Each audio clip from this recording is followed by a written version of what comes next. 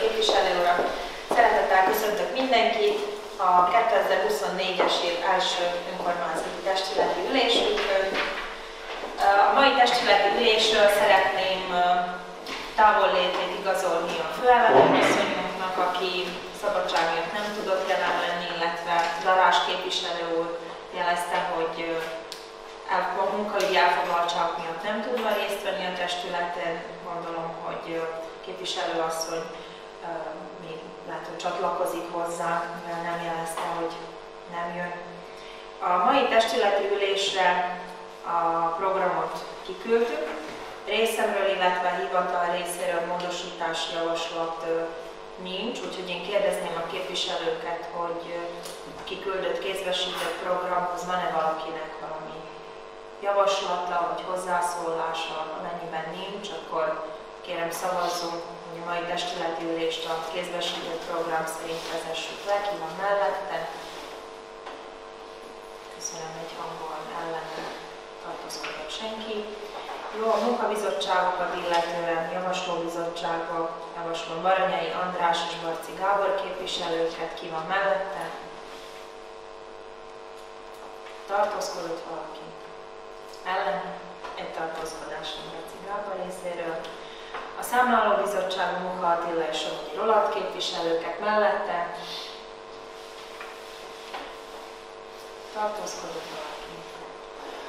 Ellen? Akkor érintettek tartózkodásával és jegyzőkönyvhitelesítőknek pedig Perina Krisztián és Takács Szilárd képviselőket mellette. Tartózkodott valaki? Ellene érintettek tartózkodásával, köszönöm szépen. Mivel nincs itt a főellenőrasszony, így engedjék meg, hogy a kiküldött előző testületi ülések határozatainak teljesítéséről szóló anyagot, amit a főellenőrasszony elküldött, és amit kézbesítettünk is, azt röviden ismertessem. Én is ugye a múltkori testületi ülésünkön még decemberben volt, mégpedig decemberben két testületi ülésünk volt, december 12-én és december 28-án. A következő határozatokat fogadtuk el, illetve a teljesítésük ebben a hónapban van. Tehát jóváhagytuk a főellenőrasszony első félévi ellenőrzési tevékenységének tervezetét. A 77-es határozatban, 78-asban jóváhagytuk a 3/2023-as helyi, illetve a hulladék illetékről és az építkezési hulladékról szóló illetékről rendelkező általános érvényű rendeletünket. A rendelet kifüggesztésre kerül a weboldalon, és ahogy tudjuk, január 1-től hatályosságra is emelkedett.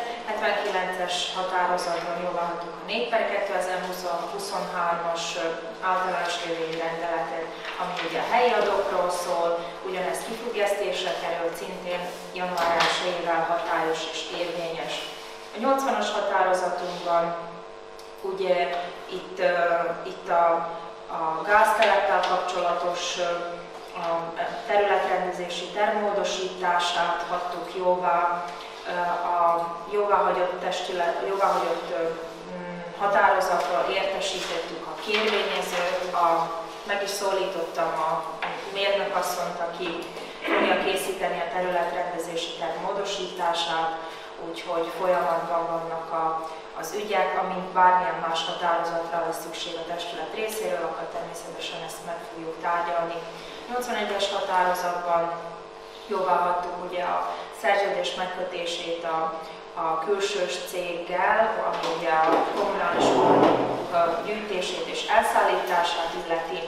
Ez a szerződés szintén a közéletével weboldalunkon, illetve a központi szerződéses jegyzékben is, és már érvényes és hatályos a 2024-es évre. Itt megjegyzem, hogy múlt héten, csütörtökön és pénteken már ez szerint a szerződés szerint volt a hulladék elszállítás kivitelezve, erről majd az egyébben esetleg ejthetünk már szót. 82-es határozatban jóváhagytuk a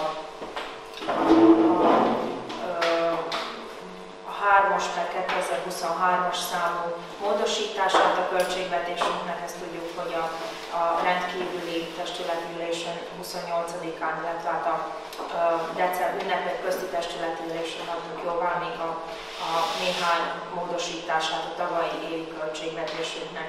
Vannak itt ugye hosszú távú határozataink, amiket figyelünk. Itt kiemelném, hogy végül is talán ami érdemleges és amiben változás történt az utóbbi időben, amióta találkoztunk akkor a Kinder SRO-val, ott volt ugye egy ilyen szolgálmi jogról szóló szerződéstervezet, ami húzódott nekünk, illetve vártuk a kérvényező által, hogy írja alá ezt az úgynevezett Smlouva-obecnom bremenjem, vagy az Riedini-obecného bremena, ez ugye arról szól, hogy a különböző bekötésekre, a községi telkeken ugye jóvá hagytuk a szolgálmi jogot, ez megkötésre került, ha jól tudom, decemberben, jól emlékszem, és biztos, hogy úgy volt, és ugye ez a szerződés is már érvényes és hatályos. Itt most ebből nem is tudom, egyszerű, igen, várunk a bejegyzésre, és ott volt egy egyszerű illeték, ami 370 euróval lett megegyezve a kérvényezővel, tehát ennyit fog fizetni a szolgálmi jogért.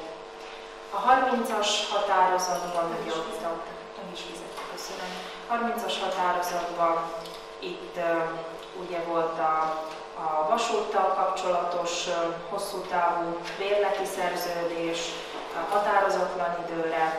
Ez is már visszajött a vasút részéről is, aláírva ugyanúgy az átadási jegyzőkönyv is, illetve átvételi protokoll is, úgyhogy ez alapján a határozat alapján tudunk ma tárgyalni a Csángó-polgári Társulás kérvényéről, amit majd ugye a programba be is soroltunk a kérvények közé, tehát ez volt fontos, hogy a vasúttól is visszajöjjön a hosszú távú bérleti szerződés aláírva, ugyanúgy a jegyzőkönyvvel is.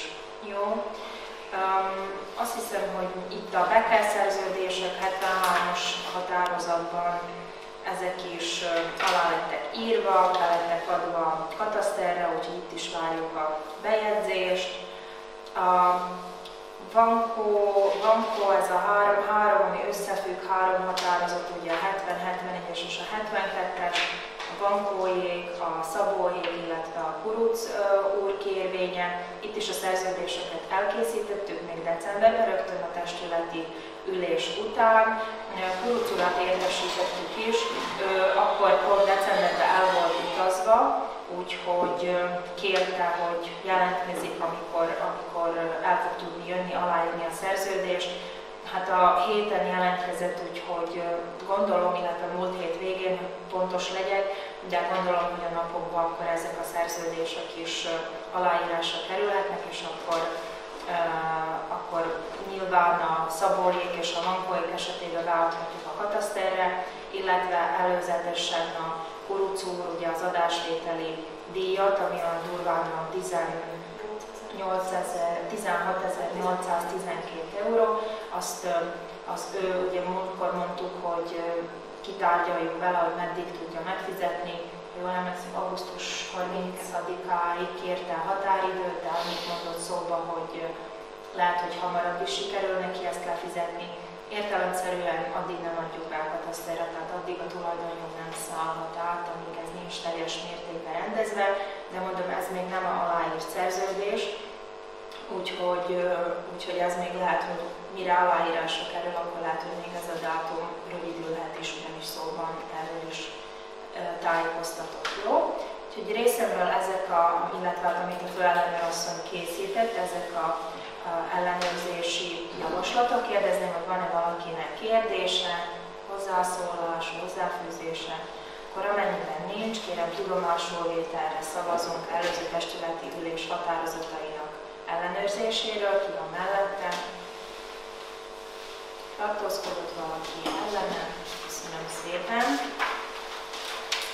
Ja, akkor a 7-es ponton szintén a főellenőr asszonynak az anyaga. Ez a beszámolója a 2023-as év harmadik negyedévének pénzügyi ellenőrzéséről. Ezt az anyagot is, amit 5/2023-as szám alatt dolgozott ki a főellenőrasszony, ezt lényegében kiküldtük a képviselőknek, leellenőrizte a harmadik negyedévet. Itt végül is egy pénzügyi, pénztári bizonylatnál figyelmeztetett minket arra a főellenőrasszony, hogy dolgozzunk ki egy irányelvet, ami az alkalmazottakra vonatkozik, és ami a védő felszerelést vagy védőruházatnak a leosztását illeti az alkalmazottak részére, nyilván munkabiztonsági szempontból. Egyébként erről a kötelezettségről úgymond tudunk is, úgyhogy a munkabiztonsági megbízott szakemberünkkel végül is folyamatosan már dolgozunk is rajta, de most, hogy a főellenőrasszony is fölhívta erre a figyelmet, akkor nyilván minél rövidebb időn belül ezt finalizáljuk és ki is fogjuk adni. Más meglátása a főellenőrasszonynak a harmadik negyedév ellenőrzéséről nem volt. Úgyhogy kérem, nincs valakinek ehhez hozzászólása vagy hozzáfűzni valója, akkor kérem szavazzunk tudomásul vételre főellenőrasszony beszámolójáról. Ki van mellette? Tartózkodott valaki ellene? Köszönöm szépen. Ezt is jóváhagytuk. Következik a község alapszabályzatának jóváhagyása. No, ezt az anyagot is kiküldtük. Nyilván volt egy régi alapszabályzató, ami a Gergike segít, akkor még mikor évből is volt hozzá.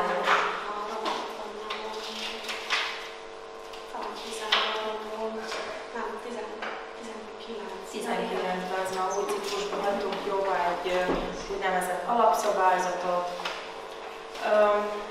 Ez az alapszabályzat lényegében a törvényből eredően a községek rendelkeznek ilyen alapszabályzattal, és ennek a új alapszabályzatnak a kiadására végül is azért került sor, mert ugye azóta a 19-től a 369-es törvényben is voltak változások, úgyhogy ez az alapszabályzat végül is az helyett, hogy különböző toldalékokkal módosítanánk a régit, és lehet, hogy nem lenne teljesen áttekinthető, akkor inkább ki van adva egy új, egy kompaktabb, ha jól tudom, ez rövidebb is, egyszerűsített is, ugyanis amit a törvény tartalmaz, akkor azt nem kell alapszabályzatba foglalni, úgyhogy végül is, ha átfutunk rajta, de gondolom mindenki megnézte, akkor tényleg csak olyan alapokat tartalmaz ez az alapszabályzat, ami úgymond törvényen felül rendelkezünk, vagy amiben a törvény lehetőséget ad a községeknek, hogy saját szabályokat szabjanak. A kezdő bevezető rendelkezések után ugye beszélünk itt a községnek a szimbólumjairól, amit tudjuk, hogy ott van a címer, a zászló, illetve a körpecsét,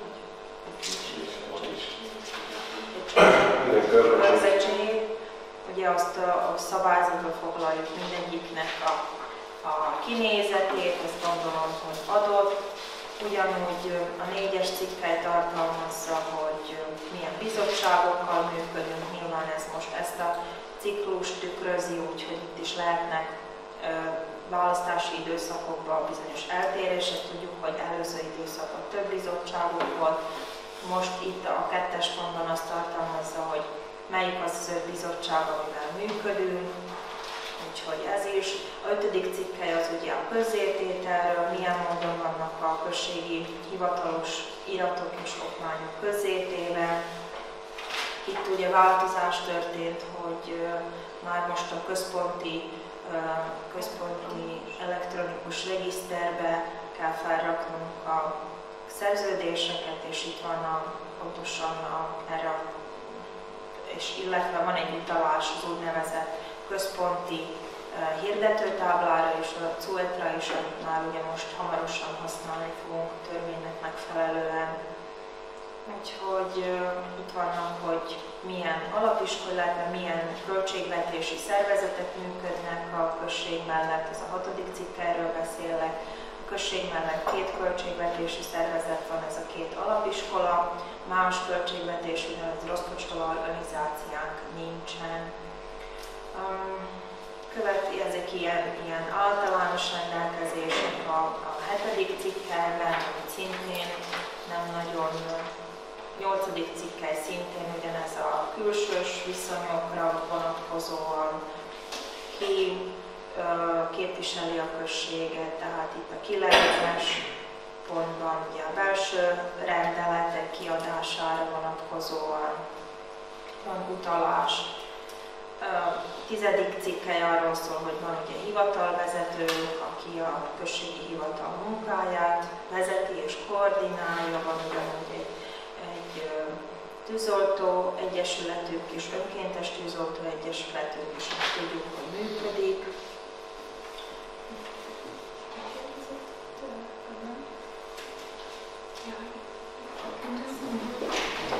A községi krónikát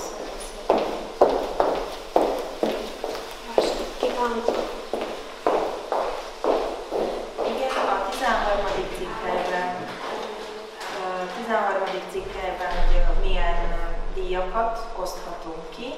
Ez ugye a tiszteletbeli polgárság a községben, illetve a községi díj. Itt jó lenne azért van a 5. cikkelyben ilyen zölddel, hogy ezt esetleg itt megbeszélhessük. Cena és Igikovo, a 3. cikkely, hogy miért adja a község a községi díjat, ugye ezek valami rendkívüli tevékenységek, akár valami kutatói, vagy műszaki, vagy bármilyen más szférába, kiknek adhassuk. Ez ugye alapjáraton a testület hagyja jóvá, hogy ki kapja meg ezt a községdíját, és ezért a testületre is van bízva.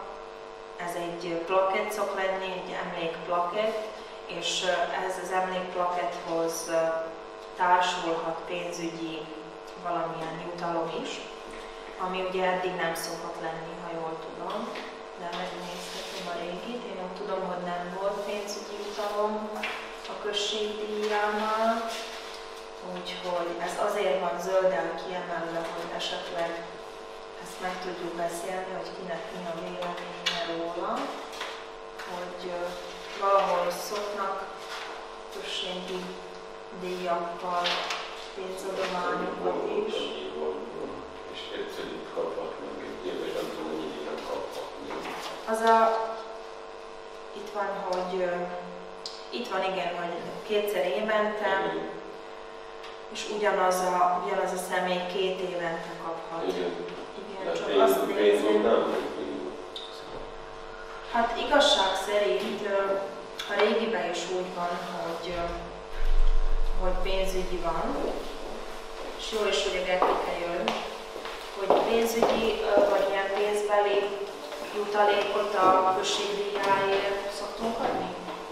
Nem volt ilyenre példa. Nem volt ilyenre példa. Úgyhogy akkor nem tudom, hogy mi a javaslat, de ha eddig nem szoktunk, akkor lehet, hogy én javasolnám, hogy... Valamilyen. Hát nem tudom, hogy mennyire, mikor kezdjük ezt el, tudod, hogy És volt már olyan, aki kapott és mire kaptak? Már a magába tudunk. Igen.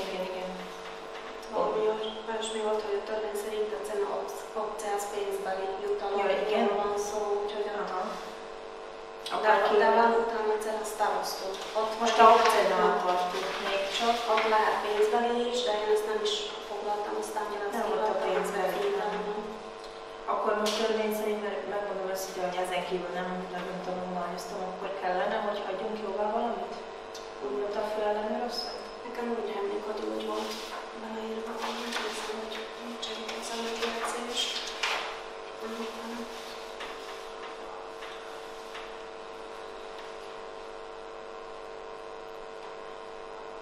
Hát ez mozsnosztja, én úgy fogom föl. A terőséges statút, úgyhogy mozsnosztnak éled meg. Én azt javasolnám, hogy eddig nem szoktuk, akkor... Miután kapják meg ezt a licenszút meghatározott? Ez testületi döntés, tehát hogyha nem tudom, valami rendkívüli tevékenység a községé, úgyhogy... Akkor azt úgy nem lehet elérni, hogy akkor a testület döntése alapján adhat is, még nem is soha egész. Ez megint olyan, hogy egyiknek adsz a másiknak, mert akkor az egység is. Régiben is benne volt. Régiben is benne volt, csak nem volt számszerűsítve. Hát ez olyan, hogy nehéz itt jó döntést hozni, mert ha ma ott van, hogy tvorí, plaketa a peněžitá odměna, akkor gyakorlatilag jár. Mert megint nincs meghatározva, hogy mennyi a minimális és a maximális, úgyhogy Itt van. A maximálisat Hát meghatározhassuk a maxot. Ez azt jelenti, hogy ha így hagyjuk a fogalmazást, akkor... szerintem akkor így lesz. Ha így vagyunk, akkor szerintem nem mondja hozzá. Igen, csak akkor a maximumot kéne megszabnunk, hogy ott. Igen, és akkor azt jelenti, hogy jár hozzá. Csak ez olyan... Értelmezem, vagy akkor ezt a Hát nem tudom, ez Visszatérjük. akkor hagyjuk csak a plaketa az album opciót, és majd ha úgy van, akkor végül is ezt módosíthassuk akármikor, ha valami rendkívüli eset, vagy rendkívüli Eldöntsük akkor, hogyha kinyitó, hogyha felajánlunk valakinek, hogy kapja meg, és aztán eldöntsük, hogy akkor igen és igen, akkor meg is. Jó, ha olyan esetünk lesz, amúgy ez nem olyan dokumentum, amit mondjuk 15 nappal előtte kell függeszteni, vagy tehát ha jóvá hagyjuk mondjuk a alapszabályzatnak a módosítását, akkor az gyakorlatilag aláírásával hatályos lesz. Úgyhogy nem olyan, mint egy vézetten, hogy nem tudunk, hogy kell várni mondjuk előző hónapot rá. Úgyhogy hagyhassuk úgy, hogy a községdíja, ugye cena obce, perед községdíja, pont. Cena obce sa vydáva preukaz o jeho udelení, és ott föltüntetett ugye adatok, és kész. Kimarad egy előre a peněžná odměna, és ha olyan esetünk lenne, akkor tudunk róla esetleg tárgyalni, hogy nagyon indokolt lenne mondjuk. Jó? Jó. Akkor ez a javaslat. Ha másnak nincs hozzászólni valója, akkor szerintem így ezt a cikket elfogadhatónak is tarthassuk. 14. cikkelben ugye a polgármester is adhat díjat. Ez a testületen kívül, tehát nem kell a testületnek jóvá hagyni. Általában ezek például a véradók szoktak, falunapon szoktak a véradók, a daloskör tagjai kaptak múltkor ilyen kis emléklapot. Itt ugye nincs pénzbeli jutalom, és ott van valami kis ajándék, tehát egy sznidár, ahogy mindig igyekszünk valamit hozzá, valami apróságot adni. De nyilván, hogyha nagy létszámú kitüntetettekről van szó, vagy ez a évről évre ismétlődő, akkor ugye azt polgármesteri díjjal, vagy emléklappal szoktuk utalmazni ezeket a dolgokat. És hát az általános zárórendelkezések, ezek ugye kötelező jellegűek, úgyhogy itt nincs semmi olyan. Ezzel az alapszabályzattal végül is megszüntetjük a 2019. február 12-i alapszabályzatunkat, hogy ezt így jóvá hagyjuk. A mellékletekben ott van a község területe, ott vannak a községnek a szimbólumjai, és ott van ugye a községi hivatalnak a szervezeti struktúrája is. Úgyhogy én szeretném kérdezni, hogy van-e a képviselőknek kérdésük ez az alapszabályzathoz, hogy szeretnének még módosítani valamit, mert amennyiben nincs, szerintem akkor szavazhatunk is a jóváhagyásáról, és akkor ahogy érvényes lesz, akkor ezt az új alapszabályzat szerint fogunk kivenni. Jó? Ki van mellette? Tartózkodott valaki ellen? Köszönöm szépen. Következik a 9-es programponton, ez pedig a 1/2024-es általános érvényű rendelet,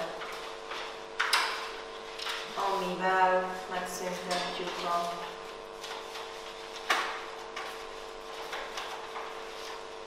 per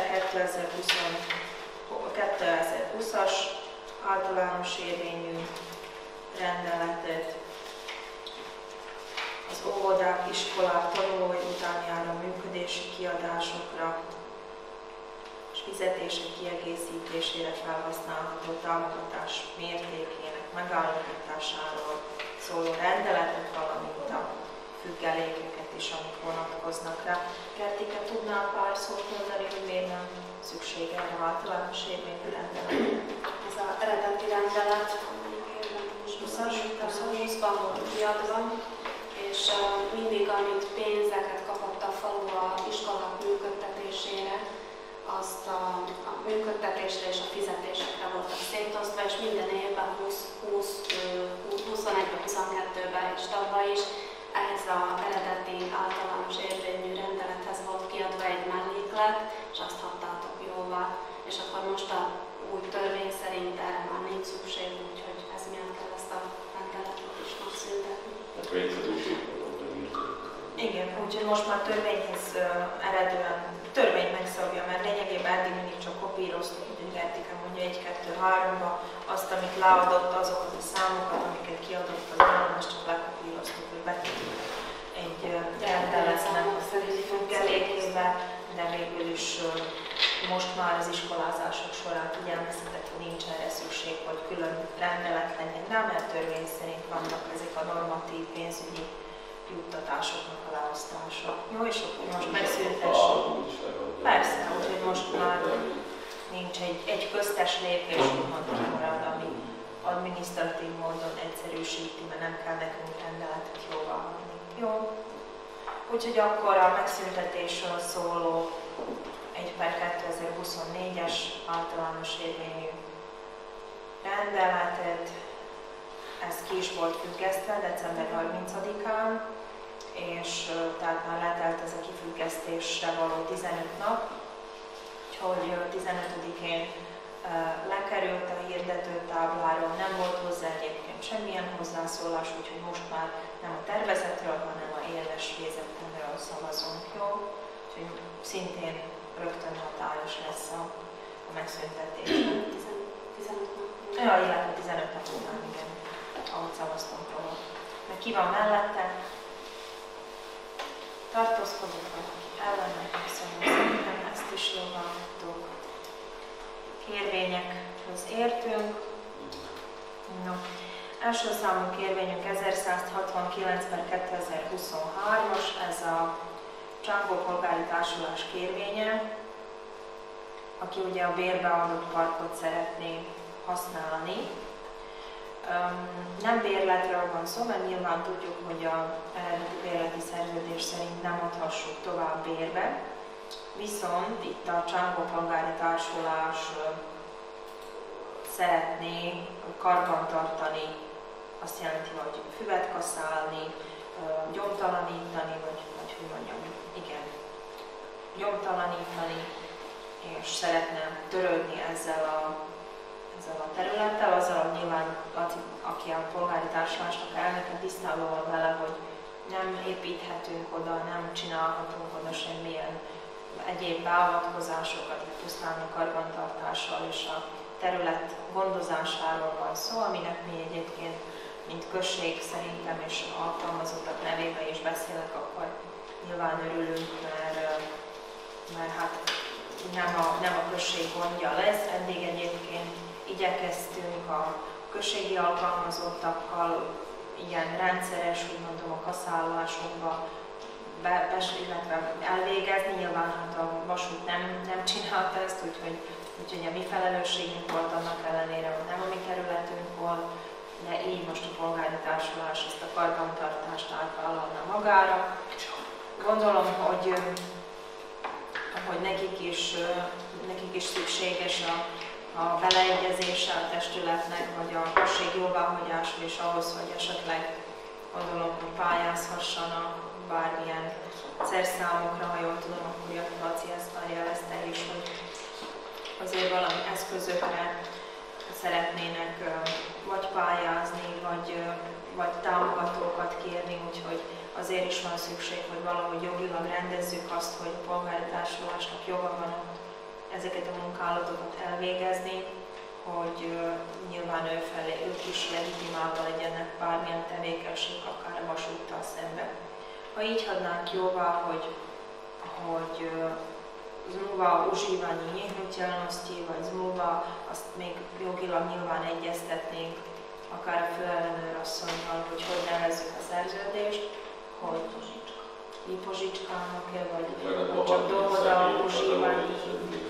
Hogy egyrészt, hogy nem bérlet, csak annyi, hogy szerződésben kell foglalnunk azt, hogy ott csak a karbantartásról van szó, és a igen, bérmentesen, výpožičkának, úgyhogy ha már bért szabnáknak, akkor nyilván már a bérleti díj kategóriába esünk, és akkor meg félő, hogy megszegnénk a fő bérleti szerződést, úgyhogy itt erről van szó. De hát gondolom a esettan az mindenki számára ismer. Úgyhogy nem tudom, hogy van esetleg valakinek más javaslata, vagy más megoldási javaslat. Én személy szerint azt mondom, hogy a községnek. Azt nézem, hogy írták el, hogy mennyi időre kérik. Hát gondolom, hogy Szerintem úgy kellene, ahogy a vasútnál is, hogy nyilvántartásra, persze, hogy fölmondási időt kell adni, egy 3 hónapos fölmondási időt, egy výpovednát, hogy a község is tudjon valamit, tudjon reagálni, hogyha esetleg a részükről. Tessék, mondd. Nyugodtan. Persze. Hogy bele kéne adni, hogy Kati nincs itt, nem tudni védekezni, hogyha nem fogja karbantartani valami módon, nem fogja a részt tudni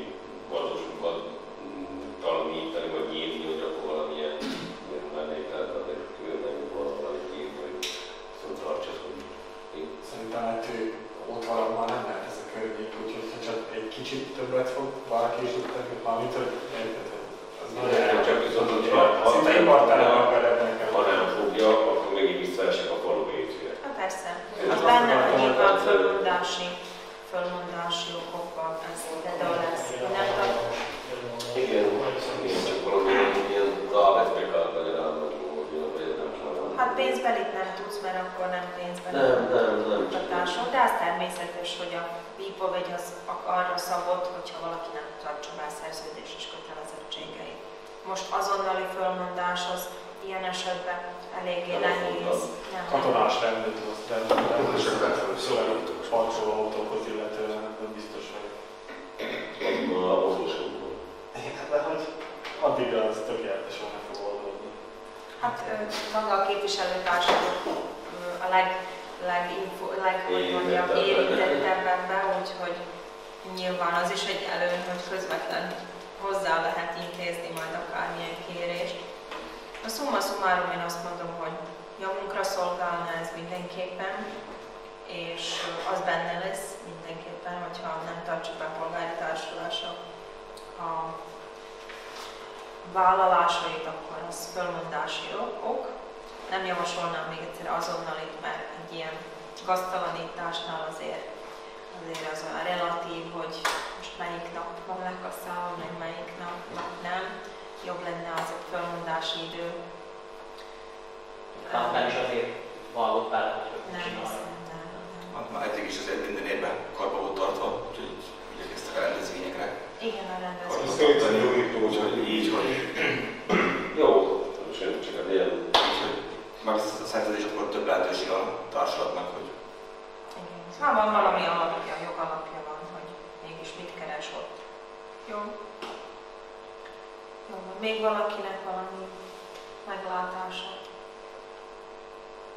Nem. Akkor kérem szavazzunk, ki van az mellett, hogy ezt akkor konkretizálnunk kellene. Tehát 3300 négyzetméternyi területet, ami ugye a 1730 4-es parcella részét képezi, és amely a 1959-es tulajdonlapon van vezetve, és amit hosszú távú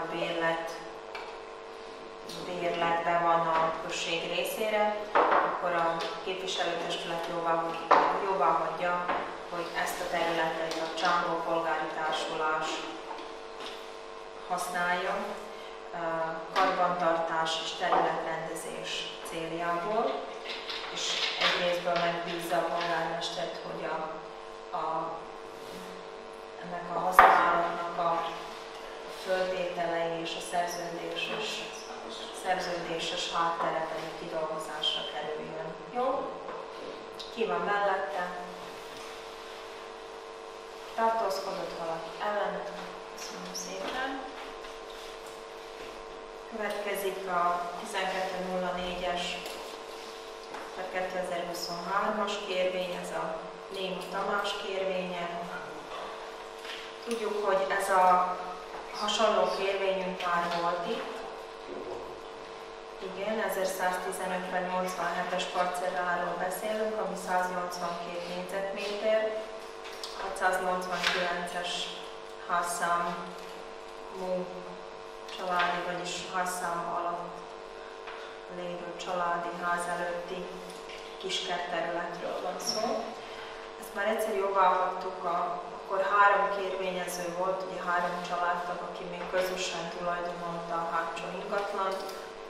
Emlékszünk rá, hogy ezt a határozatot akkor a kérvényező kérésére megszüntettük, ugyanis elkezdték maguk között rendezni a belső ingatlant, és akkor végül is úgy döntöttek, hogy majd az egész ingatlannak az új egy tulajdonosa szeretné önmagába egyedül ezt a kis kertet rendezni, úgyhogy ezért került egy új kérvény, de ugyanarról a parcelláról, ugyanarról a kiskertről van szó, amiről tárgyaltunk a tavalyi évben.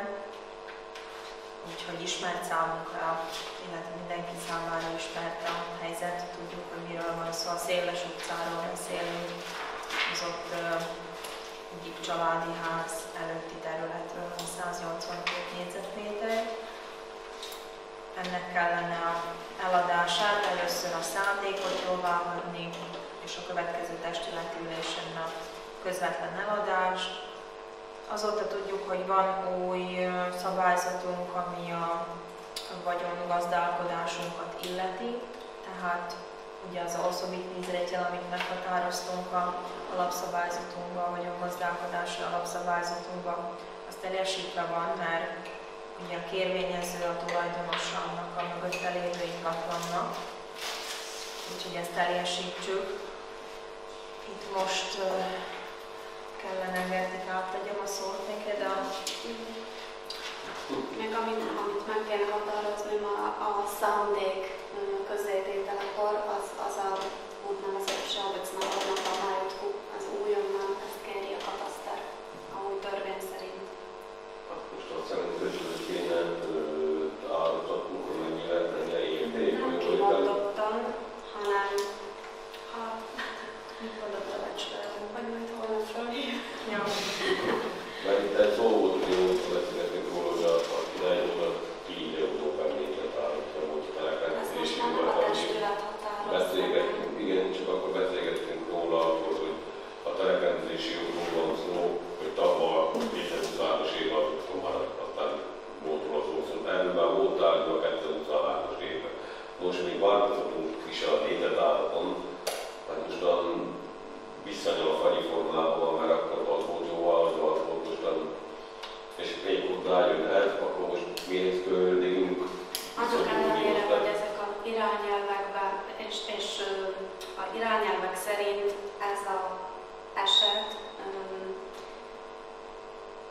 bár lehet használni csökkentett árat, viszont akkor is a közzétételnél, a szándék közzétételeinél meg kell határoznunk a Sábecnáhodnotát, amit vagy szakemberi vélemény, az Nalecki poszudok, vagy valami összehasonlító módszer szerint a környező falukból, nem tudjuk pontosan, hogy... Igen, csak ez legyen, hogyha kihívható egy böcsölt, ami pénzbe kerül, most a 10 centivel van, vagy hozzátartozva, ilyen...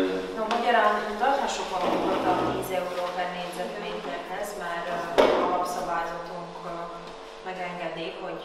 csökkentett áron ezeknél a rendkívüli eseteknél használjuk.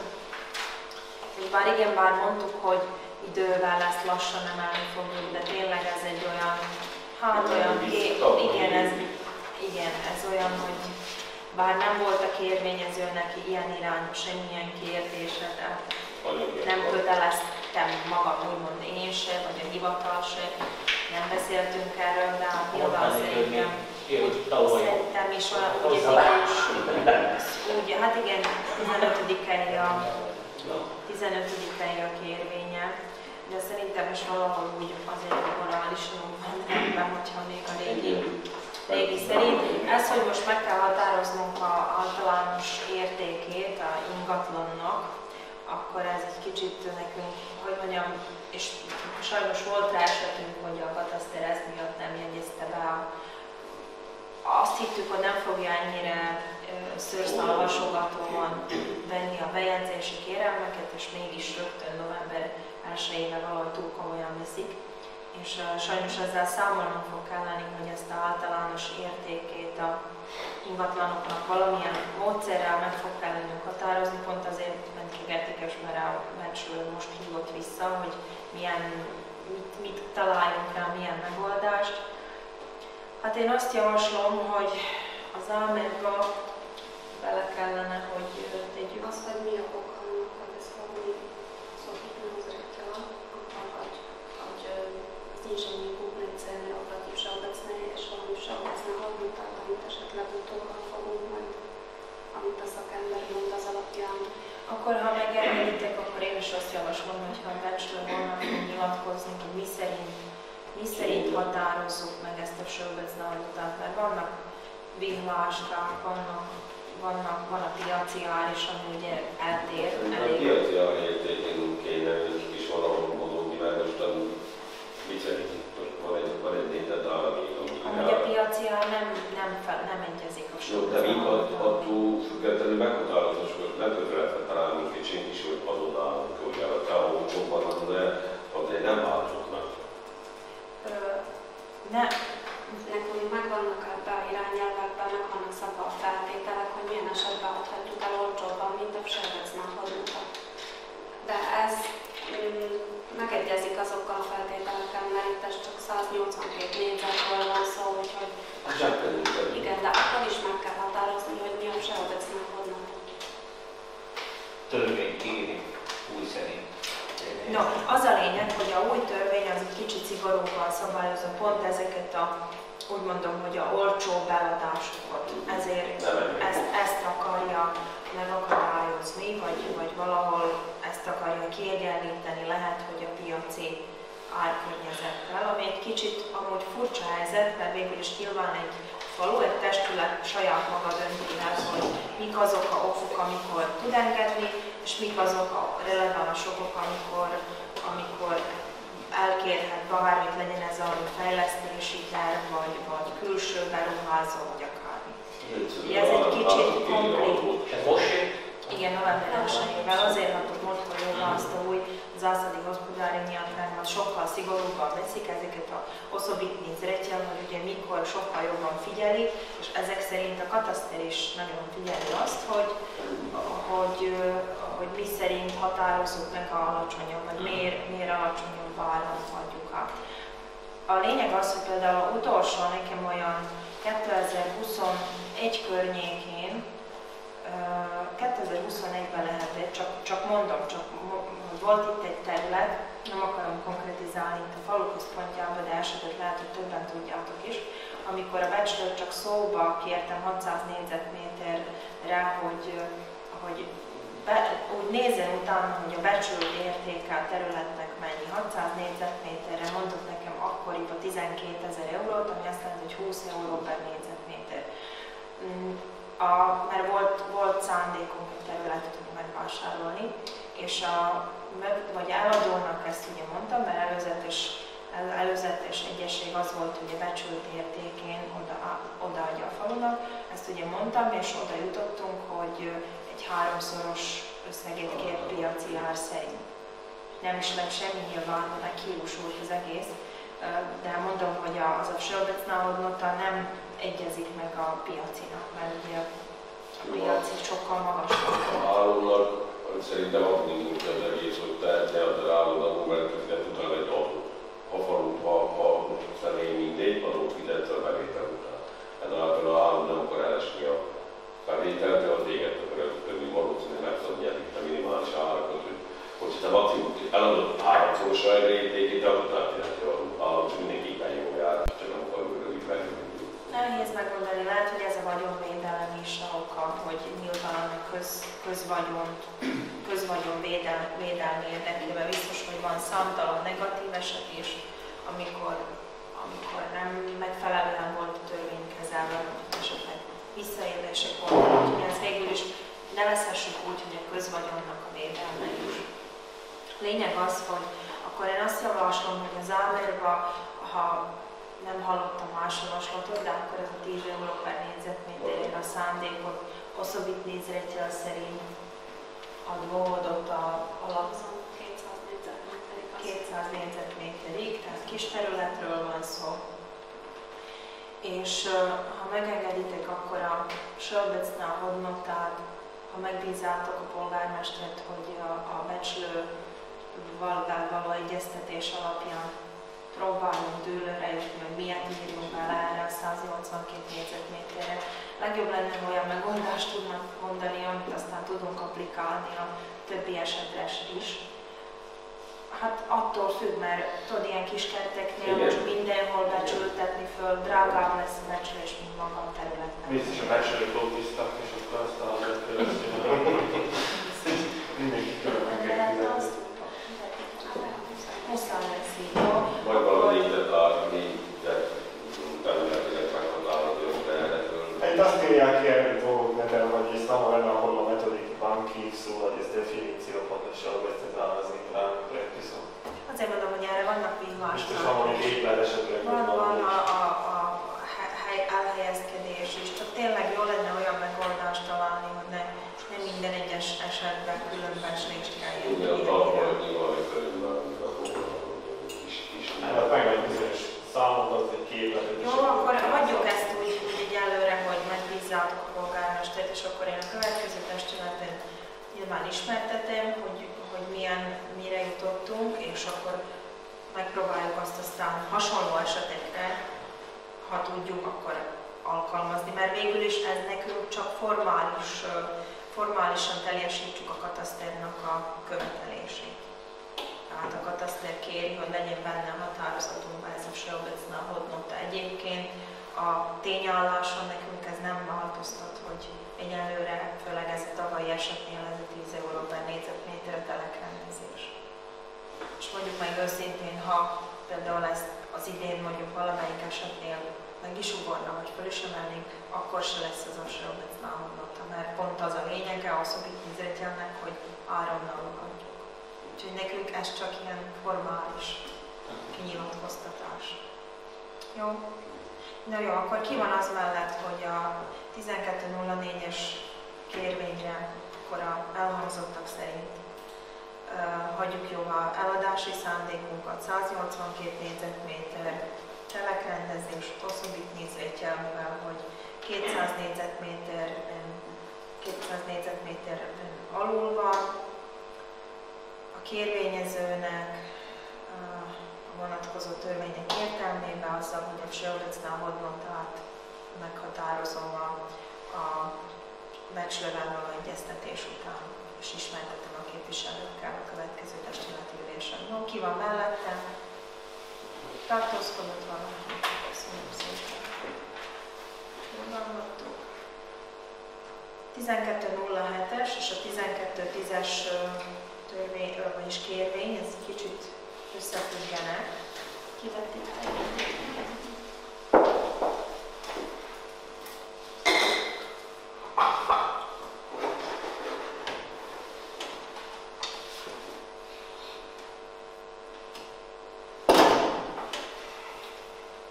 Ezért is mondom, összevonni a kettőt.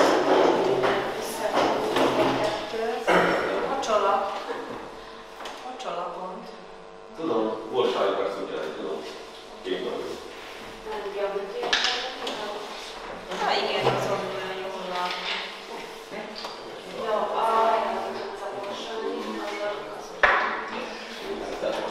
itt végül is arról van szó, amit múltkor hagytunk jóvá, arra vonatkozik, amit múltkor hagytunk jóvá a kurucnak, az előtti terület.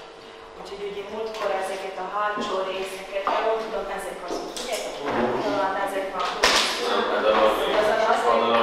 Itt megmutatom, azt látszik itt. Ja, igen. Ez nem jól van. Az volt az a közös terület, aminek a felét próbálhattuk, az a közös terület. Igen, és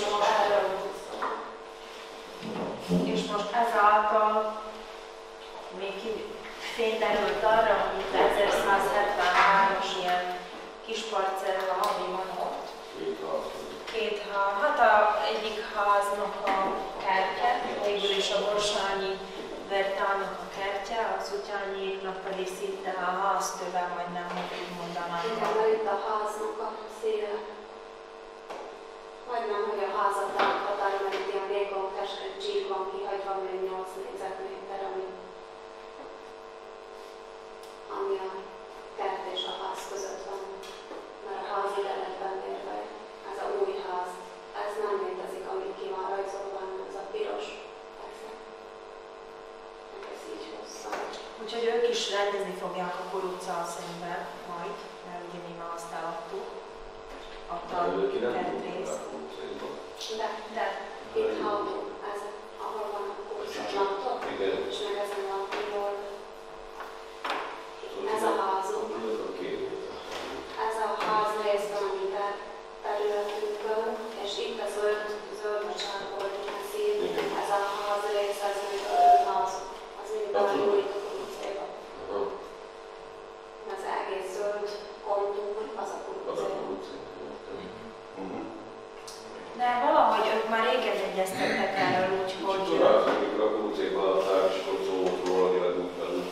Nem is jelentkeztek, mert nem is nehezményezték ezt, mert úgy vettem ki a beszédjükből, hogy ők a kuruccal régen egyeztettek erről, hogy ezt rendezni szeretnék. Nem érintett, ami a kuruc és köztük, mert Nem, arra gondolod például a Szabóékkal, meg a Vargáékkal együtt.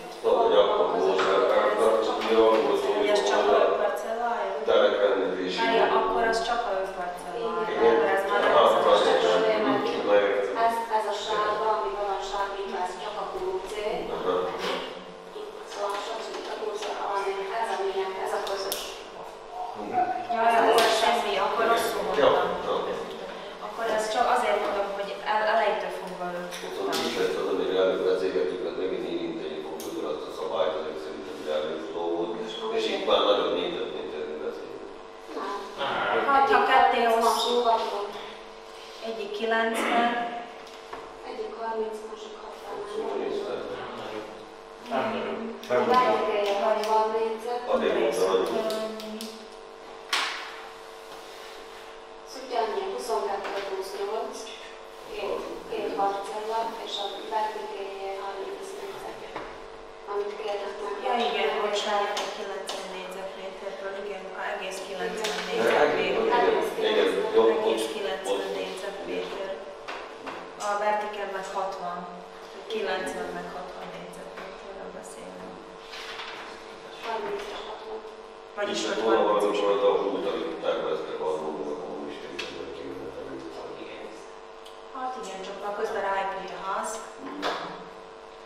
Úgyhogy... És a másik meg kertként úgymond használni. Én is hiszem, építészeti szempontból nagyon csodálatos az a lehetett szerint. Csodálatos lehetett ez egész. Építkeztek is, volt is papír, nem is volt.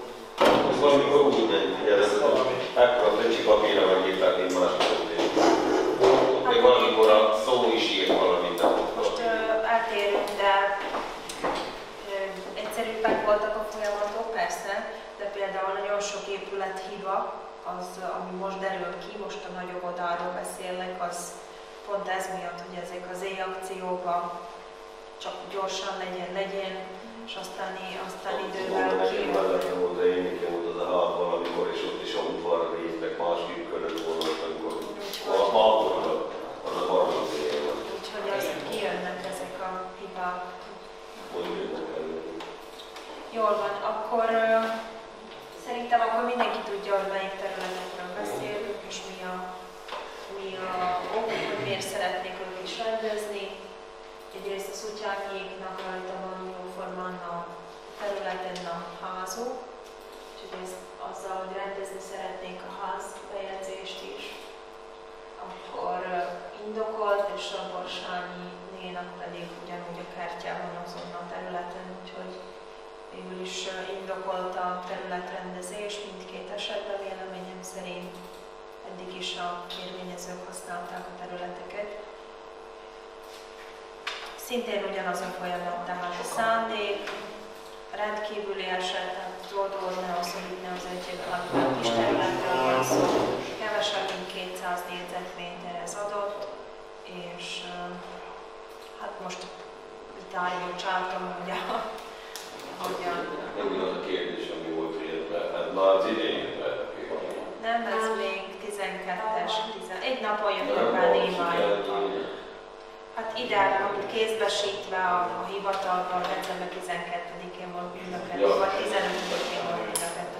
Csak azóta ugye volt egy rendkívüli ülésünk, ami csak a költségvetés módosítással irányul. Akkor ez is mindjárt abban így kívánok.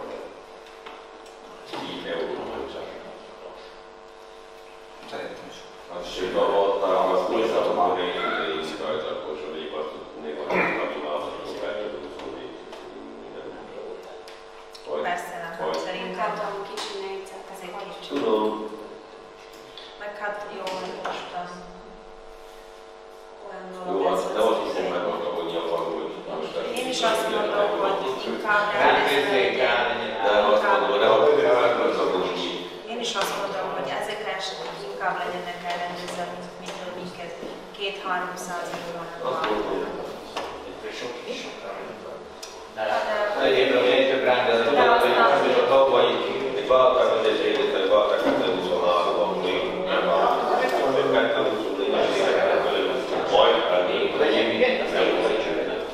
Ami januárban az van össze. Még jövünk van,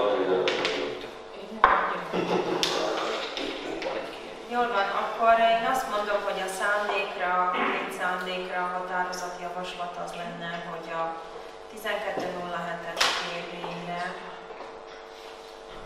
volt első, tehát ez a Borsányi Berta kérvényére képviselőtestület jóváhagyja eladási szándékot, 1173/1-es számú parcella 60 négyzetméteres parcella eladását, rendkívüli tekintetben már kis parcelláról van szó, a kérvényezőnek 10 euró/négyzetméteres eladási áron, azzal, hogy ez a általános értékét szintén megbízza a polgármestert, hogy határozza meg. Hát is voltunk. Hát ez azért mondom, hogy azért lenne jó, hogyha valamilyen egységes metodikát mondanak, hogy legyen, nem tudom, 25 euró/négyzetméter, vagy 30, nem tudom. Hát akkor csak meg fogja magani. Hát remélem, hogy valamit legalább behatárol, vagy valami vihláska szerint keressük. Én úgy csatszolom körülbelül, hogy ez a 25-30 lehet, hogy a Söldöcnálódnak, ami szerint a fölmentek most a vihláska újonnan.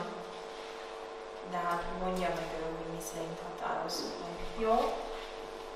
És akkor ezt majd pótoljuk a határozatba, hogy a kataszternek ne legyen ezzel gondja. Jó, akkor ki van az mellett, hogy 1207-es/2023-as számú kérvényre, már mondtam a határozati javaslatot, akkor így döntsünk mellette. Tartózkodott valaki ellene? Köszönöm. És a 1210-es/2023-as kérvényre, ez a Szutyányi úr kérvénye, aki a 30 négyzetmétert kér, 8 + 22 négyzetmétert kér 1173-as. És per 175-ös. Igen. Akkor 1173 per 2-es 8 négyzetméter, 1173 per 3-as 22 négyzetméteres parcellák eladásáról szóló szándékot. A kérvényező számára kis területről van szó, tehát rendkívüli tekintettel 10 euró per négyzetméteres eladási áron és általános értékét meghatározzuk a polgármesternek adott megbízás szerint. Ki van mellette? Tartózkodott van. Ellene is van. Köszönöm. Jó, akkor a beszámoló következik. 11-es pontban. Már nincs sok hátra. Már csak pár információ, jó? Úgyhogy amióta nem találkoztunk, illetve hát formálisan nem találkoztunk testületi üléseken, azóta ugye lezajlott a szilveszteri új évköszöntő a szabadtéri színpadon. Örülök, hogy néhány képviselő részt is vett rajta, és hát örömmel jelenthetem, hogy problémamentesen és jól lezárul. Köszönöm szépen azoknak a képviselőknek, főleg Ingrid képviselőasszonynak és férjének, nagyon sokat segítettetek, köszönöm szépen. Nagyon emeltétek a rendezvénynek a színvonalát minden nemű segítséggel, úgyhogy köszönöm. Azoknak is, Krisztiánnak is, akik este segítségünkre voltatok, és tényleg a büfében szolgálatot tettetek a év utolsó napján, illetve első óráiba. Úgyhogy köszönöm szépen, és azoknak is, akik ki tudtak jönni, többi képviselőknek, és én azt hiszem, hogy viszonylag egy sikeres rendezvény volt, úgyhogy örülök, hogy problémamentesen és jó hangulatban zajlott. Azt se tartom kizárnak, hogy egy hagyományteremtő legalábbis a következő évre talán megpróbáljuk megismételni, aztán majd kiértékeljük ismét a visszhangját, de most azt mondom, hogy talán nagyon jó volt a reakció, nagyon jó reakciókkal találkoztam a rendezvénnyel kapcsolatban, úgyhogy ez örömhír számunkra. Azóta az új évben, ha láttátok, akkor nagyon szépen végül is már lassan befejeződnek a munkálatok itt a két épületnek a komplet lebontásával kapcsolatban. Úgyhogy itt is köszönöm a kivitelező cégnek, hogy viszonylag rugalmasan reagál minden nemű, akár a szomszédoknak a kéréseire is. Lezárulnak ugye majd a bontási munkálatok, és majd a következő időszakban majd tudunk róla beszélni, hogy mik lesznek a további lépések az ingatlanokkal kapcsolatban. Nyilván majd bizottsági szinteken tudunk róla beszélni, és ha majd testületi határozatot fog kelleni hozni, akkor természetesen arra is sor fog kerülni, de most örülök, hogy a áttakarítás azért szépen folyamatban van. Közben új évben volt kint a tervezőmérnök úr a Nagyóvodánál. Ott ugye tudjuk, hogy hát a tetővel vannak gondjaink, a Nagyóvodának a tetőbeázásokat tapasztalunk, sok helyen ez ilyen régi kátrány, nem annyira régi, de kátránypapírral van befedve, és nagyon sok helyen sajnos fölgólyagzott. Az a szerencsétlen helyzet van azzal a épülettel, hogy a 3 pavilonból, ugye 3 nagy pavilonból áll, és az esővíznek elvezetése az belső lejtéssel középre van vezetve. Úgyhogy az a baj, hogy ezzel a lejtéssel valószínűleg nem tudunk már semmit kezdeni. Úgyhogy azt mondta is a tervezőmérnök, hogy nagyon nagy a lejtés oda csinál, úgyhogy esetleg még szakemberekkel ezt meg tudjuk nézetni, hogy mennyire tudjuk ezt megfordítani, esőséget ott, de ránézek, mert gondolom, hogy majd fogjuk ezt oldani. De hát, szóval voltunk kint, tervezőmérnök megnézte, komoly statikai hibákat nem, annyi örömhír, hogy komoly statikai hibákat nem tapasztalt első ránézésre. Azok a repedések, amik főleg a szlovák osztály elején vannak, elmondása szerint vagy valami úgy néz ki, mintha vagy valami hozzáépített fal lenne. Úgyhogy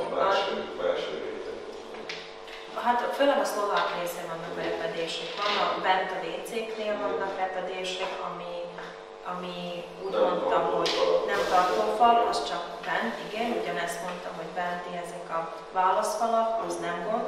A tartófalon egyetlen kint van egy részben van egy ilyen függőleges repedés. Azt mondta, hogy még azt nyilván véleményezik, de az úgy néz ki, mintha az úgy hozzá lett volna valami építve. Hogy nem olyan szerkezeti vagy földmozgásbeli repedésnek néz ki, hanem hamarabb ilyen konstrukciós vagy valami, mintha utólag lett volna nem megfelelően hozzáillesztve valami. De ez csak első ránézésre, tehát most fog következni épületnek a bemérése. Kértem, hogy valószínűleg fog kellene nekünk tervdokumentáció a tetőszerkezetnek a felújításával, a tetőfelújítására csurog be, meg tényleg rossz állapotban van, illetve külső hőszigetelése nincs megoldva a épületnek, beleértve ezeket a repedéseket. Ablakok ki vannak cserélve, nyílászáró. Vagy világítás bent állsz, hogy nehéz gondolni. Milyen atriumrész?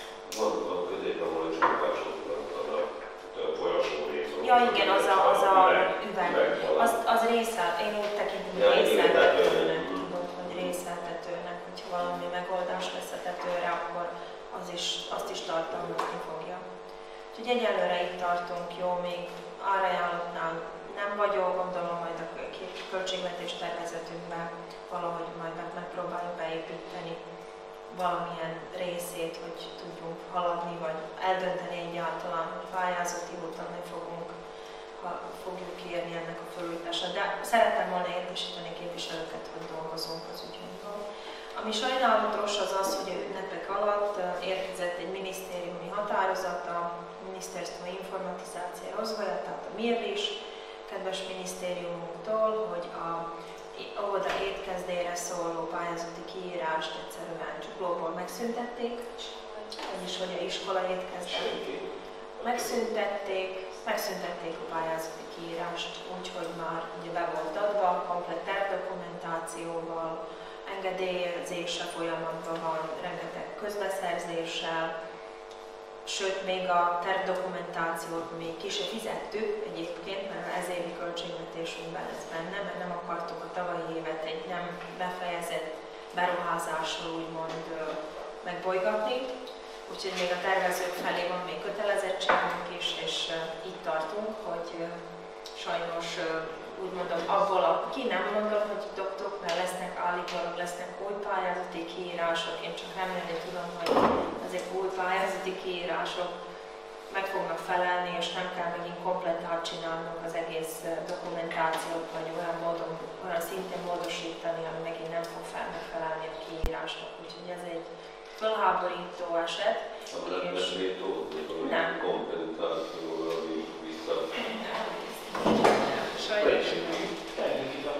Hát esetleg azt segít. Ez egy szomorú eset, és nagyon sok önkormányzat vált így, mert nagyon nagy volt érdeklődés a pályázat iránt, úgyhogy kezdve Zsigártól, jól tudom, akkor 4 beadott pályázat volt csak ebből a 8 faluból, amit vagyunk, úgyhogy nem akarom tudni, akkor az ország többi részén mennyien mérgelődnek hasonlóképpen, úgyhogy sajnos ilyen gondokkal küzdünk. Azt hiszem, hogy múltkor említettem a Öreg Otthonnak a fűtés szerkezetét, hogy azt is elutasították. Úgyhogy tényleg úgy ott tartunk, hogy ezek a pályázati beadványok, nyilván a bioparkról, a Vermek pályázatunkról, a Envirofonnál sincs egyelőre semmi hír, még csak pályázati kódot se kaptunk egyelőre, így fél év elteltével. Úgyhogy eléggé lehangoló a helyzet, ami a pályázatokat illeti, és tényleg egyelőre azt tapasztaljuk, hogy csak az van, amit önerőből csinálunk meg, mert annak van reális eredménye, és a többit meg végül is évekig, fél évig, kötőjel évekig húzódnak a dolgok, míg lassan el is felejti az ember, hogy mit és hova adott be, úgyhogy tényleg nagyon, nagyon mérgesítő ez a helyzet, és így nem tudunk egyről a kettőre lépni. Megvizsgáltam, hogy Envirofonnak van egy úgynevezett ilyen hitel folyós megvalósítási lehetősége is. Megvizsgáltam a feltételeit, átolvastam a irányelveket, a szabályzatot is, hogy a öreg iskola felújítására esetleg nem tudnánk valami hasonló módszerrel, de sajnos nem esünk bele ebbe a kategóriába, úgyhogy öreg, amiben bíztam, vagy hátra mondom, ez az Envirofonnak esetleg valami hiteltámogatásával tudnánk lépni a öregiskola felújításával kapcsolatban, akkor sajnos ez a lehetőség nem áll fönn, de ahogy találok valami mást, akkor nyilván értesíteni fogom a testületet, hogy hogyan haladunk tovább. Úgyhogy talán ez alatt a rövid idő alatt ezt szerettem volna. Jaj, ma elkezdődött a fabotolás a temetőbe, úgyhogy most körülbelül olyan 2 hétig fog zajlani, egy szakosodott vállalat csinálja, nem alközség alkalmazottai, nyilván ezért ez már elég nagy magasságokban vannak a fák. Elég jelentős botolásról van szó, mert úgy tanácsolták a szakemberek, hogy azért azok a gesztenyék, amik nem öregek, csak sűrűn vannak ültetve, nyúlnak föl a fény felé, úgyhogy eléggé magasak, és elég sok helyen, főleg a fönti részeken elég sok volt az elhalt ág, elszáradt ág, úgyhogy ne lepődjetek meg, hogy egy ilyen látványosabb botolás lesz, de azt kell, hogy mondjam, hogy december 23-án karácsony előtt holnap is egy nagy ág leszakadt, még szerencse, hogy jelentős kár nem történt a temetőben. És szerencse az is, hogy a tűzoltók szinte rögtön tudtak jönni, és iskola udvarba is, és a temetőbe is eltávolították a kidőlt iskolánál egy komplett fa dőlt ki, és a temetőbe pedig egy nagy ág szakadt le nehéz módtól. Úgyhogy a tűzoltóknak is köszönöm szépen, hogy nagyon gyorsan jöttek, és egész délelőtt dolgoztak vele, de szépen elintézték, eltakarították, hogy további kár nem keletkezett se iskolának a kerítésébe, se pedig a temetőbe a síremlékeken. Úgyhogy ez is viszont bizonyítja azt, hogy azokkal a fákkal sajnos foglalkoznunk kell. A szakember fog menni fokozatosan, azt mondta, hogy vannak sajnos olyanok is, amik már nem biztos, hogy túl fogják élni. Ami olyan, hogy rögtön veszélyt jelent, akkor azt nyilván el tudjuk távolítani, ami van állapotban lesz, hogy tényleg életveszélyes, akkor azt rögtön. Ami engedélyköteles, azt pedig majd a jövő őszre fogjuk hagyni, hogy megjelöljük azt a fát, és jövő ősszel, ha megkapjuk a sejjárási hivataltól engedélyt, akkor eltávolítjuk, kivágjuk. Úgyhogy most végigmegyünk az összes fán, remélhetőleg a temetőben. Tűlevelük azok rendben vannak, egy kivételével a Kalvária-domb hátsó részénél van egy tűlevelő, amiről rosszul nől, úgyhogy ma meglássuk, hogy azzal mit fogunk tudni kezdeni, úgyhogy ez is folyamatban van. De azt akarom mondani, hogy a lakosok részéről is már nagyon hosszú évek óta igény volt arra, hogy ezeket egy kicsit rendbe kell rakni, ezeket a gesztenyefákat, úgyhogy számoljatok vele, hogy lehet, hogy lesz, aki esetleg ez ellen, hogy is mondjam, nem tetszését fejezik ki, de elengedhetetlen, hogy ne keletkezzenek se személyi, se anyagi károk. Úgyhogy ez most mától, illetve tegnaptól folyamatban van, hétfőn álltak be a munkások ezt végezni. Úgyhogy ezt szerettem volna talán röviden, és hát sikeres évet kívánok mindenkinek, így magam részéről, de most is nem zárom a testületet, még egy évben hagyok teret a kérdésekre, csak szerettem volna még így a én részemben mindenkinek boldog új évet kívánni, és hát sikerekben, jó közös együttműködésben gazdag 24-es évet kívánok mindenkinek. És most következik egy év, tessék valakinek kérdése, vagy valamit elfelejtettem. Tessék! Falkkal kapcsolatban az a Főrő utca is, nem tudom kinek ugyan, utcán és Almas utcán megyünk ki, főleg nyáron ki vannak zöldölve a falak. Balra nem látni, itt kereszteződésben jobbra nem látni. Ugye a falak annak hatalmasan szélesennek, és abszolút nincs elég azokkal se foglalkozva. És úgy nem láthatók a kereszteződések.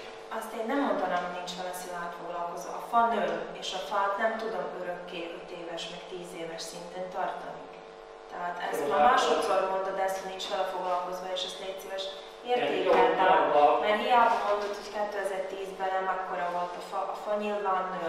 Az, hogy még valahogy botoljuk, vagy ott, ahol tudjuk, akkor igen, inkább ezt mond, hogy konkrétan hol, mert itt a új lakásban és ez nem igaz, hogy nincs vele foglalkozva, mert évente kétszer azt a jóalfát vágják, hogy belátható legyen. De melyikben? Jobbra, hát élnünk kell a hosszúzat felett, jobbra. Ki van zöld a fal, jobbra nem sokat látni. Jó, ha megvizsgáljuk, de konkrétan mond, mert ilyen általánosság, hogy nincs a falkot törődve. Én sem.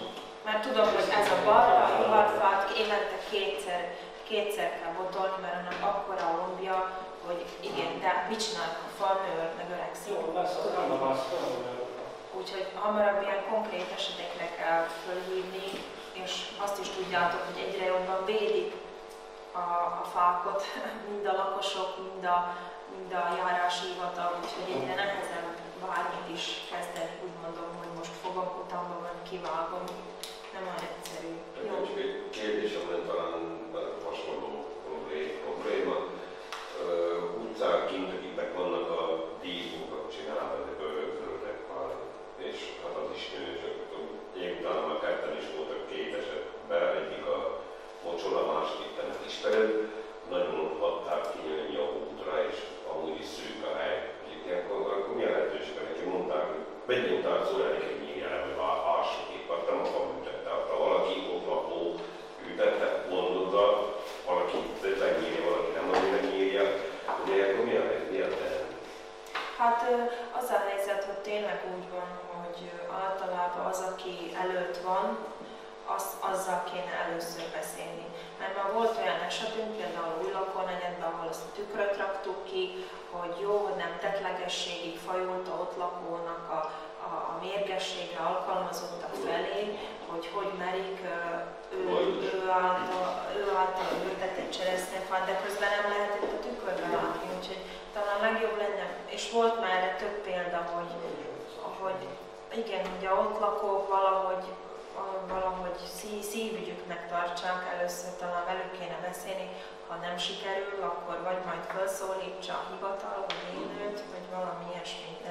Egyiknek most én próbáltam szólni, és kiadottam majd cegókat.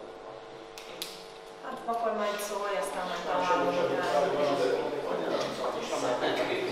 Azért mondom, hogy nehéz ügy ez, mert védik, sokan két véglet van. Van, aki nagyon védi a végtelenségig, és van, aki meg semmit nem tisztel. Úgyhogy, hogy mondjam, Hát szép, hogy kérem, hogy célig megcsináltad, de akkor még kijön. Foglalkozom, hogy szóval, hogy egy kicsit visszamérni, nem azt mondom, ki valami. Nem, ez csak visszamérni. Úgy nem teszem neki, hogy megszólal. Szól új lakónegyed, vagy hol? Nem, a Kisperős mocsora. De az a saját terület, vagy falu terület? Nem, az a falu terület. Azt mondom, hogy az este ott szólítva, megerősítve, föl lehet őket szólítani, vagy behívattatni, és megmondani neki, hogy miről van szó. Ezért mondom, hogy első körben próbáljanak meg adott illető beszélni ott lakóval, ha nem sikerül, akkor jöjjenek be és hivatalból oldjuk meg közterület. De mondom, hogy érzékenyek erre emberek. Ha aszfaltozás volt csinálva, és aszfaltozók igazgatták, akkor ha villanyosok, akkor azért voltak mérgesek. Úgyhogy azért még mindig azok a fák valahogy védve vannak a lakosok által is. Jó? Dolgban? Jó? Visszamenőleg egy hónap történéseibe, és időjárás viszonylatosságban. Nem tudom, van-e nekünk arra valami termünk, vagy volt-e valamikor, mert ha meg egy-két napig szerintem az egy volna eső, vagy jó pár napig, akkor megint lehet, hogy úgy adtunk volna, mint 10 éve, vagy valamelyik azt a vizet, a sővizet el kell vezetni. Most jó, mosolygunk rajta. Nem azért mosolygok. Én tudom, de főleg a utca, újtalap, az egy lapos. Ott, ha megjön nekem a kettőjük a víz, akkor már később. És akkor is tudom, hogy csomó pénzek ki voltak abban, amikor volt valamihoz a tévasokról, ki kellett vezetni egészen, nincs itt alatt nem tudnak kijakszak, és a mértes idaldal. Ilyen valamilyen komplett tervdokumentáció van, nem tudom hány millió euró értékben, a komplett falunak a vízelvezetés oda van tervezve, minden lokalitásnak. Volt is már rá pályázat még a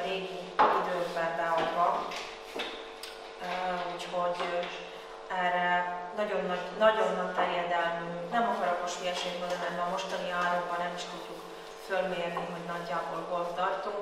Abból az egész tervdokumentációból az előző ciklusba kivettük a Jászmin utca részét, akkor foglalkoztunk vele, mert az is víz alatt áll elég sokáig, és itt a főutat, itt a templom mögött. És nem akarok hülyeséget mondani, Jászmin utcára jött ki akkori költségvetés ilyen 6-700 000 euróra, ami azt szerint a technológia szerint kellett volna, amit tervezők beterveztek, ez talán 400 000 euró. Úgyhogy ezek olyan, így mondjam, hogy az a csomag, ami el van készítve, vagy megoldási javaslat, az olyan, hogy én nem tudom, hogy arra valaha szerzünk-e pénzt, hogy azt szerint csináljuk meg a falu vízelvezetését. Nem konkrétan, hanem mondom, hogy faluk, mert tavak most ki vannak nekünk Balatonszon, szerencsére ki vannak tisztítva, azt szabályozza nekünk a Bálvizet községben. De viszont a falu megtelik, a tavak megtelnek, onnan jön csak kérdezett meg, hogy semmi más nem kell csinálni. Mármint, hogy a tavakból? Igen. Tavakból még nem tudjuk kivezetni, mert ott a vízesek ottán nem használják, a vízesek alá tartozik az összes kanál is, és ott a zsilipek mind le vannak csukva, el vannak lopva, és azok nincsenek használva. Én értem, hogy mire vezetnek. Még nincsenek meg kitisztítva. Valamikor össze voltak kötve ezek a tavak, ami már nem működik. Ott tudjuk jól, hogy a Tégláska, a Vásártérhez, ahol mindentől lement a főcsere, a Telektól össze volt kötve a kulcsába, a kulcsa fülesére vernékkel, mert vittek csigár, ami felejtősen már nem működik. Talán azért, hogy a Telektól a kulcsa között oda adnék, az meg ki lehetne takarítani, még így jól működik. Én értem, hogy ez irányító, csak amit mond, az is igaz, hogy a külkanállisok azok nem a falu részére tartoznak, ugyanúgy, mint a főút, és az, hogy mikor mondják, hogy nem tartsák karba a főútat, mert azért nem falu, nem is nyújthat hozzá. Ugyanúgy a kinti kanálisokból is sajnos nem nyújthat hozzá, az a videseké. Mink az hiába fogunk akarni, nem hiába, mert lehet megköszönni a videsőt, és megköszönjük, hogy jól megcsináltátok, de nem a faluból. Nem csinálsuk, nem investálunk. Én tudom, hogy még akkor a árusítást kéne visszacsinálni. Tudom, hogy máma is mindig megszólított egy illet, és mondja, hogy ő előtte áll a víz. Mondjuk rendben, oda mentem, megnéztem, és kivezette, mint sokat mások, a kerítés tű, a úti, záróváló egészet megcsinálta. Fölvitte magára, és ottan jól húzával egy csipetás felverált, hogy már mindjaik vannak. Nem. És mondom, hogy oké, rendben, most ő vitte a záróváló, hova még nem? Ott valamikor állott, és betöltött a állott. Azt tudom, hogy súlytalat. Tessék, megkérdezni, mit lehet csinálni, semmi. Mit tudok rá mondani, hogy mi van? Itt állapot valami volt, kicsit bejárni a utcajtóhoz, vagy a kapuhoz, ami alatt volt egy csőrendszer, ami elhittelítette. Betöltöttet, csinált egy hatalmas parkolót magadnak. Menj a pocsolyába. Más nem tudok rá mondani, van nekem tudod, és ugyanez van, hogy erre is mondok, mindenhol voltak, mert ezért nagyon jól meg tudod csinálni még az árkosítást, mert bár meg nem csinálok, és nincs. Most ezt téged van ez, hogy van, sajnos, hogy a felvidek, a talajvidek, hölgyitek, valószínűleg is megvan. Rengeteg csapadék lenni. de nincs is benne így, üres vagy nem üres, nincs áll. Egy-két nagyon van.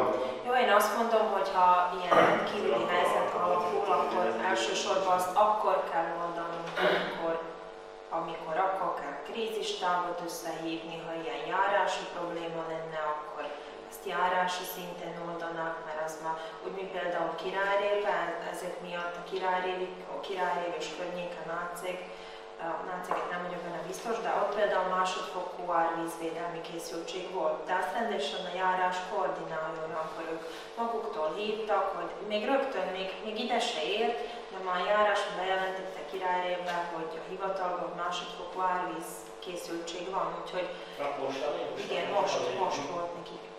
És még több településen nyomtuk, hogy ha már ilyen gondról beszélünk, amit említesz, hogy majd elönti a falut, mert nincs hova tovább menni, az már én úgy gondolom, hogy azért az már járási krízistábra tartozik, mert az már túllépi a mi hatáskörünket. Az, hogy most falun belül állnak a vizek, ez nem új keletű probléma, ezt sajnos tudjuk. Itt beszélhetünk róla sokszor. sokszor, vagy hamarabb inkább lokalitásokra, hogy ilyen kisebb-nagyobb megoldásokkal, hogy tudunk itt-ott valamicskét enyhíteni a dolgon.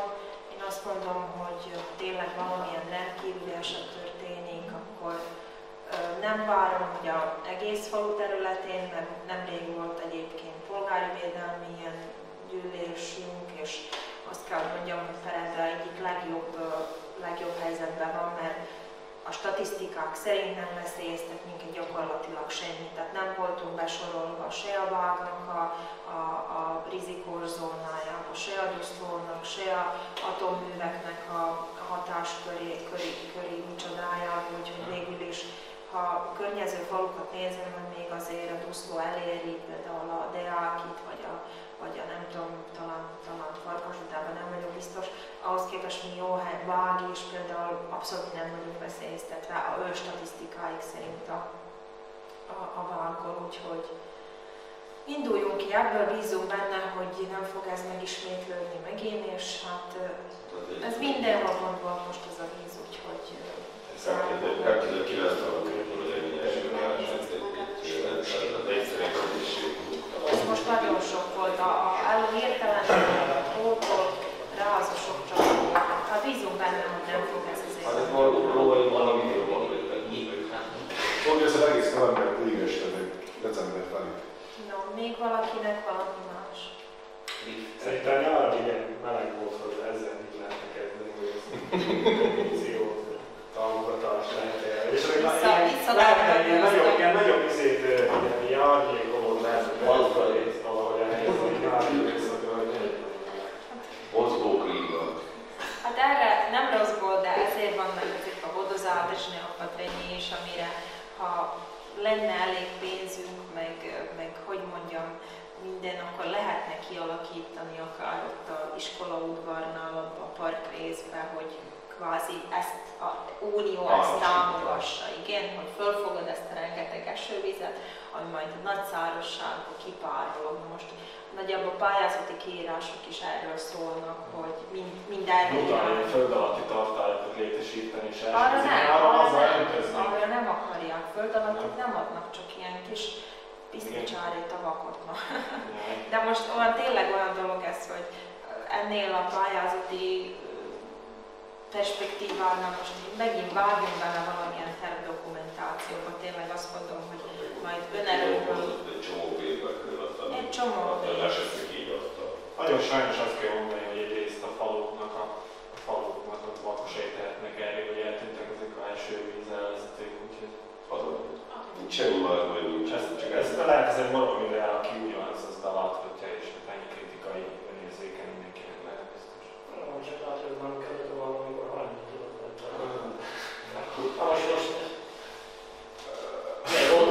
Volt egy ilyen időszak, a kijöntette, jött a teherkocsi, kifordított egy rakás után, akarta betonyozni, harmadban voltak a forró, de hogy elkötültetett ki, ennyi. Jó, én azt mondom, hogy a nagy része akkoriban, amikor a kanalizációt csinálták, és akkor az olyan relatív volt, hogy most kinek a hibája volt, kinek a hibájából töltődött. Hopp, oda szórtak hozzá, rájöttek, hogy milyen jó parkolni. Én csak arra gondoltam, mert még emlékszem, hogy papa mennyit mondta, hogy még is mesélt, hogy mennyit törődtük végében a forrasiak a környék kanálisaival, meg az ilyen ízelezet. Nagyon jól meg volt csinálni. Igen, csak aztán tényleg Kertesz alatt a figura ott is, hogy még van tőle. Jött a közművesítés, és aztán nagyon nehéz volt akkor a bűnbakot keresni, hogy ki, mert azt se lehet hogy mondani, hogy kimondottan az a lakos volt 100%-ig, mert akkor ugye mentek a munkálatok, és ő neki lehet, hogy rájött, hogy milyen jó itt behajtani, vagy milyen jó oda parkolni, akkor tett hozzá egy kicsit még, de nem ő kezdte, nem tud, nehéz már be. Igen, ha visszamenőleg valósul egy bűnbakot találni. Csak igen. Orvoshoz még már nagyon-nagyon nehéz. Most már. Arra tényleg azt mondom, hogy ilyen lokálisan, hát azóta nem most nem rosszból, de azért a Jászmin utcai sokkal, én azt mondom, hogy sokkal jobb, mint volt. Azóta arra Istennek. Hogy tényleg, hogy mást nem is tudunk, mert tényleg pénzeszközök nincs nincsenek olyan milliók rendelkezésre, nem állnak, meg össze-vissza keresztül hasonló mennek a közművek, és most már nem olyan egyszerű se árkokon, mert mindenhol ilyen bekötés, olyan bevezetés, már csak maga a kijelölése, a közműveknek kijelölése egy vagyon. Úgyhogy nem vagyon, de nem kis költség. Amikor vagyok visszacsinálunk a lehessen. Igen, erre is van példa. Majd azt mondják, hogy addig a másik árokról van szó, addig nem volt a vízsattába víz, míg oda nem csinált a kárba. Édesképp mindenkinek a vízsattájában víz van átlagon. Annyira közül, tehát olyan kívülök, természetesen segített telefonnak. Hát most így állok hozzá, nem is nagyon örülök nektek. Csinálsz árkot, nincs a utóvíz, valahol neki a víz. Most akkor csináltam egy árkot, valaki süket egy darab biciklivel belejött, hát most az valaki is árkódunk rá. Mit keres a árkot, hogy a vízolunk. De tényleg is valami, nem? Autó. Biciklinél nagyobb baj lett volna. Jó, még valakinek? Én a liftet szerettem volna kérdezni. Igen, folyamatban van, most mire is várunk? Konstrukciót azt mondták múlt héten, hogy elvileg a hét vége felé, hogy állítsák föl. És nem tudom, hogy a idő idege volt, vagy nehezen indulnak a újévi üzemek még, de ugye akkor decemberben a borítás miatt késett egész, mert az több hétig szállították azokat a panelokat, amivel fel lesz a külső szerkezete borítva, de én gondolom, hogy lehet, hogy a következő testületén már a konstrukció állni fog. De úgy vagyok vele, hogy most tényleg nem nagyon hajszolom őket sem, mert nem olyan jó ilyenkor a benti munkállatokat csinálni, ott lakóknak se. Úgyhogy nincs is okom, amiért őket hajszoljam, mert nem szívesen vágnám ki most ilyen mínuszokba a falat, mert egy-két, az nem úgy van az, hogy kivágom és egy órán belül becsinálom, mert azért az lehet, hogy egy pár napig nyitott vagy valami, úgyhogy ezeknél idegeknél nem is nagyon bánom, hogy nem annyira gyorsan áll most az a konstrukció, mert jobb lesz, hogyha majd enyhébb időjárásban. Temetőre elég visszatérve, múltkor a András is felemlített, és aztán nem mentünk ki, vagy fogkörünk össze hínyat, András. Fogkörünk össze hínyat, tehát itt az évbizottsággal, amit addal a tetőszertek. A statokkal. Mert én attól is, hogy így amikor itt az a sok volt, nehéz volt, valamit elmondani. Stációk? Nem. Jaj, tehát a halottas ház, nem? Azok a veznyik. Látunk egy mindegy, vagy valamit elkövetni, vagy legalább megerősíteni. Ez csak egyszer hoppad az csúsznak ki a tényleg. De ez nem azért, mert rázott be, amikor az a... Nem, sajnos ez a halál olyan szegmentes tetőnek miért szépen meg tudni, vagy nem. Szegmentes tető szerkezetnek ez a legnagyobb át, hogyha kint van, nem zárt helyén van. Ugye azért csak a rendbesség, a pár, az áll, minden is, hát a vasad nem fa, nem megy bedolgozni, és marrával, marrásával kijön. Akkor azt nézzétek. Igen, ez olyan, hát azért csak 20 év lassan úgy van. Én nem adom a vállalást. Hát ez egyszerűen évek. Két részt vettem észre, hogy szépen csúszva a alsó öve. Úgyhogy azt megerősíteni. Nem nagy szép, hogy ideges mondjuk, most sem hogy a két oldaluk, akkor most össze van csavarodva, nem csak tenni kéne vele valamit, addig még nincs van. Jó, akkor azt nézzük. Ha bárki megcsinálja, talán kő is volt. Itt a talaján alkalmon összehúzóznak majd valami. És a másik kérdés, hogy milyen helyzet a kerítéssel? A földmérőre várok, hogy nem érjük. De a vizualizáció aztán most nem működőre valami? Hát azt mondtuk, hogy be lesz mérve, igen, hogy pontosan hol van a kálvária, hogy hol vannak a fák, hol vannak a sírok, hol ugrik jobban ki, hogy azt szerint már azokat a beugrásokat meg tudjuk. És ez valahol nyilvánosságra fogunk téve, mert már volt olyan, aki azt mondta, hogy láttó, és az nem volt. Egyet